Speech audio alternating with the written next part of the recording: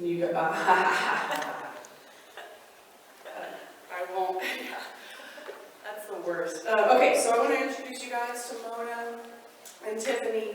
Mona Easterling is I'm so dumb I can't even say what you are, a molecular biologist whose passion lies in the interface of science and communication.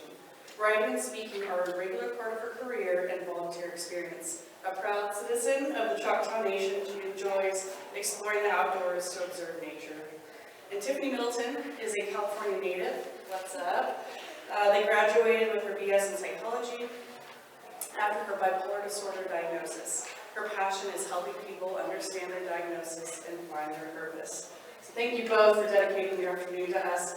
It sounds like this will be interactive, so I think it'll be a lot of fun. Please participate. Take away, Mona. Thank you so much, Kelly. We were both asked to be here to kind of talk about how our backgrounds culturally informed our experience with serious mental illness. And I have serious mental illness in my family of origin, and I'm going to talk a little bit about what that experience has been like and what stigma I face, but what I really want to do is hear from you as well. No, you're not know. Thank you. So I have a personal experience, but I think the most extreme version of this is my dad died from suicide, and I have family members come to me and say, he just had a bad day. I know, it was very hard not to punish him. Thankfully, a lot of it was over the phone. Anyway, there were so many people that thought of it as a choice. And I said, would you say that to a cancer patient? Would you say, well, why are you choosing to die from cancer? Anyway, so I think one of the more extreme versions of that is people thinking that it's a choice and then telling me that. Right. Yeah. And I was just talking about this morning on the right here, that in genetics and genomics, the very first link with mental health and genetics that was clearly established was that of suicidality. Yeah, and if you want me to talk to you afterward, I'm happy to, because looking at research articles is my jam, and I'm all over that. And I just think if we have a few tools to explain that to people, it might be helpful. And I know everyone sometimes feels like they're just screaming into the void and no one hears, But I think that there will be leverage change over time. But it feels a lot of like fruitless effort. My loved one that suffers from serious mental illness has literally been through an exorcism at the local church. Yeah. How'd that work out? About how you would think. Whoever said that. Yeah, and then it's so painful. It's so painful for those of us, who still are in and around a small town. Yeah. And, and people know and people talk. It's awkward. And then, it says a lot about the people who would be willing to do that and participate in that as well. It just says a lot. I want to make sure that Tiffany has enough time to share her story and how stigma has influenced her. Well, no, it's not. It's going to be very interactive, but to go back on what we all were talking about. Hello. No. Okay. I don't want to hear this squeaky voice magnified, okay? Growing up in a Black Christian household, being told when I was having my very first symptoms of bipolar, which now I understood, I understand why I acted that way as a 8-year-old, 10-year-old, 15-year-old. Being told to pray the mental illness away, pray, you're just depressed, that's a demon of depression. You don't need that, get that demon out.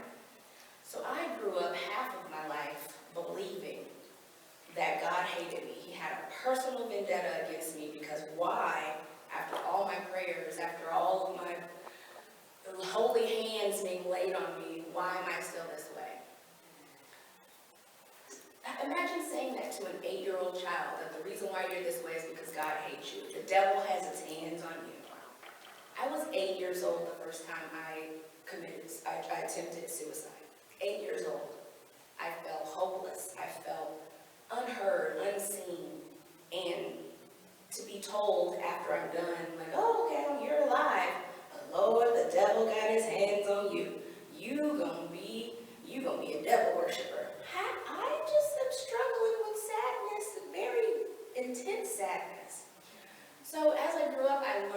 that in my community, in the Black community, we do not talk about mental health. You can run into a stranger off the street that is a Black woman, Black man, and say, y'all talk about mental health? And they'll just be like, girl, you better just push through. What's mental health? No. It's called you're lazy and you need to do harder. You need to work harder. Have y'all? Yeah, like you said, pull yourself up by your bootstrap. Keep it moving. Don't talk about it. We don't talk about what's talked about in the house. If you have anything that happened to you traumatic, you don't share that information. It's kind of like a secret society. Or Vegas. What happens here stays here, okay? But it's not as fun because you grow up with lots of trauma and lots of issues. So once I was diagnosed very late in the game because of the back-to-back of no, nothing's wrong with you, oh, she's just this, or no, oh, she's just moody, she's in one of her moods. No, I have a mental illness. It's not just I'm a teenager and I'm brooding and I don't want to talk to people. Learning and opening up the door for other people to say like, oh, another Black person is talking about mental health. One of my I call her my best friend in my mind and mentors in my mind is here. You are the first person in Oklahoma when I moved here that I saw talking about mental health. You have a whole group to help Black people and minorities find therapists in Oklahoma, and that is amazing. Let me tell you why I got my psychology degree, and then I'm going to start asking you guys questions. When I first moved to Oklahoma, I was freshly diagnosed maybe about 5 years, so I was like, I got this, I don't need no medication, I'm good. I just sleep it out. When mania comes, we're going to get a lot of stuff done, no problem. I go to a very well-known mental health facility, tell them, hey, I'm off medications, I just moved here, I can feel a spiral coming, can you guys help me? Can you help me with some medication? Yeah, we can help you, but you're going to have to come back in 2 weeks to meet with the case manager. And then after that, you're going to have to come back a month later and we can get you with the doctor and you can talk about the medication. And I'm like, I'm about to be in crisis like now. I can feel it coming. It's like, hey, I need help now. How can you help me now? Oh, well, we can't. Well, only way we can help you now is if you check yourself into a crisis unit. Have you guys ever been to a crisis unit? Right. Ridiculous. I'm not just going to willingly go check myself in for 2 weeks and just be like, I just need some medicine. Let me check in. First time I was in there, I didn't get any sleep for 2 weeks because my roommate was talking to Jesus in the mirror. No, I'm not checking myself back in just because I need medication. But that's what you have to do. You have to play the game. That's what they said. Just play the game. It'll work out. Thank goodness I had some good coping skills or learning some coping skills to help my episode that was coming on not be too extreme. But imagine someone who just took that as the answer and was like, okay, well, let me go get arrested and go get put into the system again just so that I can get medication. But when I get out, I'm still not going to have the resources that I need. So the more I talk about it, the more I can help somebody else. So if you are in the field, if you're in the mental health field, education field, freaking 7-Eleven, know the symptoms, know how to talk to people, and let's stop being so harsh on people. Because somebody said this, and I don't know if it was in this room or the other room, because I have bipolar brain, I'm sorry. You just never know what someone is going through. So just be kind, always. Yeah, it's hard. You might be going through your own mess. Like somebody else who didn't speak to you today, and they're just going through something, they may have lost somebody. Or they only woke up. And they said, this is the day. One person says something to me, I'm ending it. You never know what your interaction will do with someone. So start the conversation. And like you said, I'm an elder millennial. I'm proud of it. I'm old. I'm 40 years old. But I'm so proud of my generation